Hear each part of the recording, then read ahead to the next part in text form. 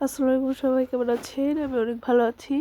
আজকে আমার মিনি কিচেনের তাক দিয়ে আমি কিছু খেলা রাখছি। একটা পাতিল রেখে নিলাম স্টিলের, তারপরে একটা মাটির পাতিল, তারপর আরও একটি মাটির পাতিল, তারপর চালের ডাব, তারপরে একটি এখানে আমার বুট আমি গাছ লাগিয়েছি, দেখি হয় কিনা।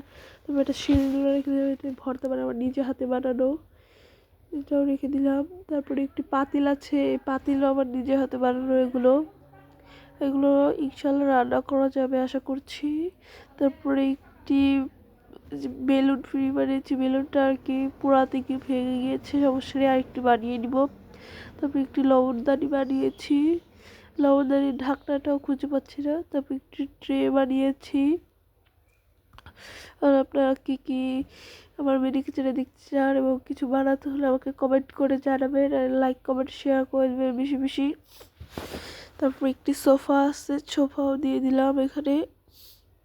আমি একটি বিট কেস আমার মিনি কিচেনের ছোটো ছোটো বাচ্চারা, সেগুলো হচ্ছে লবণ টবণ, তেল রাখা যাবে, কন্টেনার কিছু।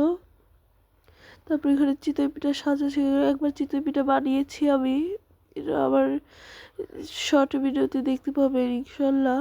তারপরে একটি পাত্র, তারপর আরও একটি এটা পাত্রটা আমি রাস্তা থেকে টুকিয়ে এনেছি। তারপরে একটি টেবিল। আর এগুলো আমি কীভাবে পরিষ্কার করে আপনাদের দেখাই।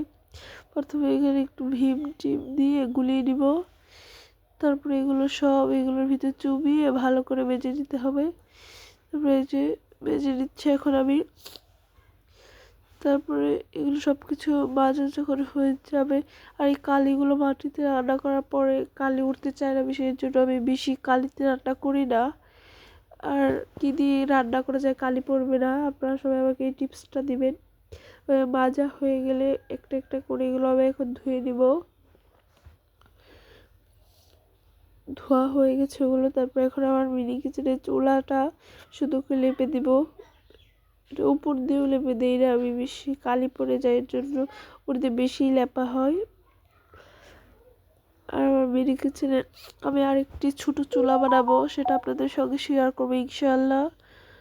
আর বেশি বেশি লাইক কমেন্ট করবেন, আপনাদের কী ভিডিও ভালো লাগে সেটাও কমেন্ট করে যাবেন, আমার চ্যানেলটিকে সাবস্ক্রাইব করে দিবেন। আর এটা একটু নড়া দিচ্ছিল, আর আমি অনেকে বলেন আমি কি হাত দিয়ে ভিডিও করি না, আমার একটি ক্যামেরা স্ট্যান্ড আছে। এই যে এই চুলাটা আগুন একটু কমই জ্বলে, এর জন্য বেশি রান্না করা হয় না, এর জন্য আমি একটা ছোটো চুলা বানাবো। আর আমার চ্যানেলটিকে সবাই অবশ্যই সাবস্ক্রাইব করে দিবেন। আজকের মতো এখানে কালার একটি নতুন ভিডিও নিয়ে দেখা হবে। আজকে এখানে শেষ করলাম। আল্লাহ হাফেজ সবাইকে, সবাই ভালো থাকবেন এবং বেশি বেশি সাপোর্ট করবেন।